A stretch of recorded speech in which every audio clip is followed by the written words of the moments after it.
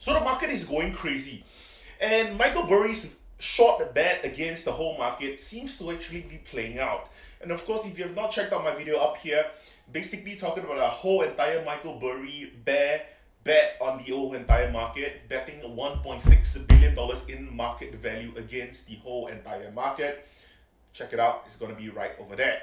But anyway, let's talk about the whole entire market disaster that is happening right now.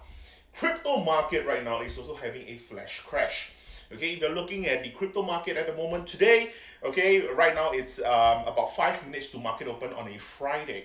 Okay, and crypto market is not really doing that well. Okay, crypto market is basically having about a flat 1 to 8% crash across the board.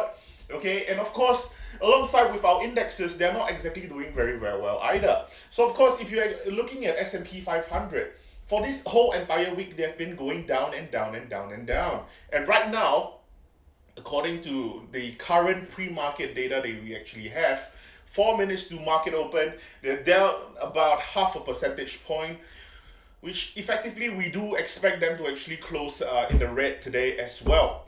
But something that I do want to bring up to you guys is more towards a market disaster on the other side of the world, which is China.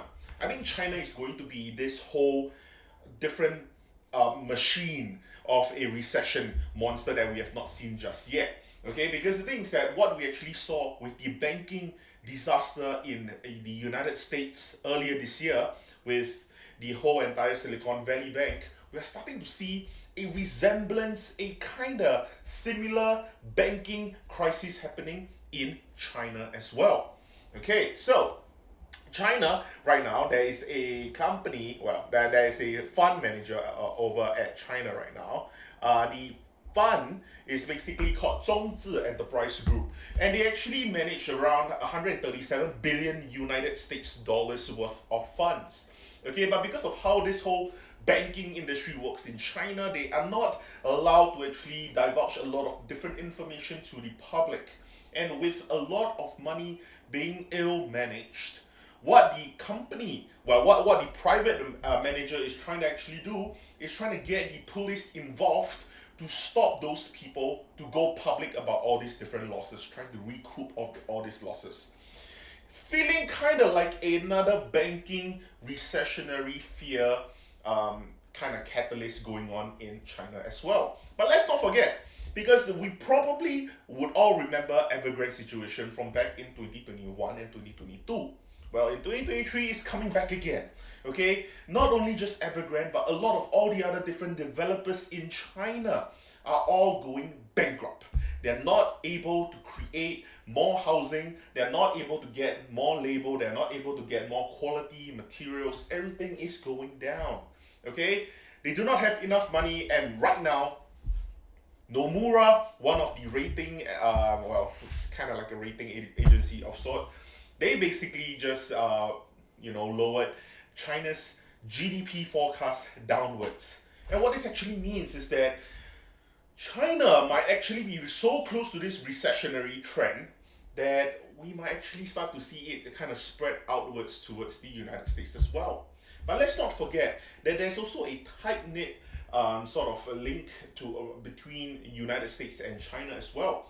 Because for United States, they do use a lot of resources from other countries, as does China.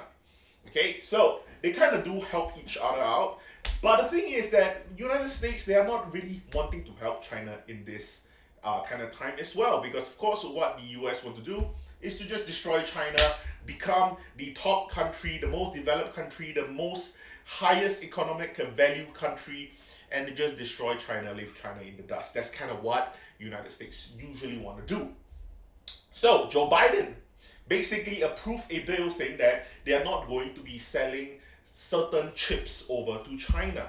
And that sort of caused a little bit of a ruckus. A lot of people are saying that, oh, okay, if that's the case, are you trying to wage some sort of a trade war? Something that we used to hear a lot about back in 2019 when Trump was president.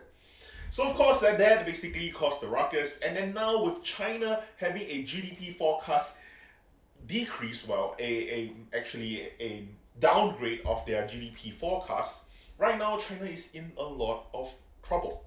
So now people are starting to think that, oh, okay, if China is starting to be in trouble, when will United States be in trouble? And I think that we're starting to see a little bit of it. Okay, right now, the QQQ has been also continuously going down. The Qs, if anything, they've been going down way more than the S&P 500, which is Nasdaq. Okay, the Nasdaq has been going down faster than the S&P simply because the Nasdaq found a higher top rather than S&P, because Nasdaq basically went so far out in the year to date. They actually got like what, 38%, and now they're starting to kind of just cut back a little bit. And I can kind of see, I'm not saying that we're going to see a recession coming anytime soon. I don't think a recession is going to be the case. Okay, I think there's going to be a lot of challenges along the way for United States. I don't think recession is the right word for it. But we definitely will see a lot of different challenges, especially with an election coming up next year. I'm pretty sure there's going to be a lot of changes in rates for United States, because for election-wise, for political sake, they're going to be using that to lobby a lot of different bills out there. They're going to be using that for their election rights. They're going to be saying, because if I become president, I'm going to be able to bring down the interest rates, even though it's not part of the president's job. It is part of the federal chairman job, the Federal Reserve. But the president is going to play it off and say that, yeah, if I become president, I'll try my absolute best to bring the rates down to 2%, so that people who are buying houses, people who are buying cars, people who are just borrowing money for student loans, whatever it is, you don't have to suffer, because I am going to bring down rates down to 2% or even lower. So of course, all these kind of empty promises would be just flat out thrown out in the air during the whole election cycle. That's going to bring out a lot of different possibility of how rates are going to be moving here on and therefore. But yeah, that's going to be quite interesting for us to really see what's going to be happening during the next few half a year, maybe to a year. I would be quite interested to see what the election cycle, how are they going to be lobbying all these kind of different bills and such. But anyway, the market is already open, so I'm going to be headed over to check out on some different companies. I am going to be doing some research on some companies that I intend to do a little bit of a trade on. But anyway, that's all I have for this video. Thank you so much for watching, and I'll see you guys in the next one.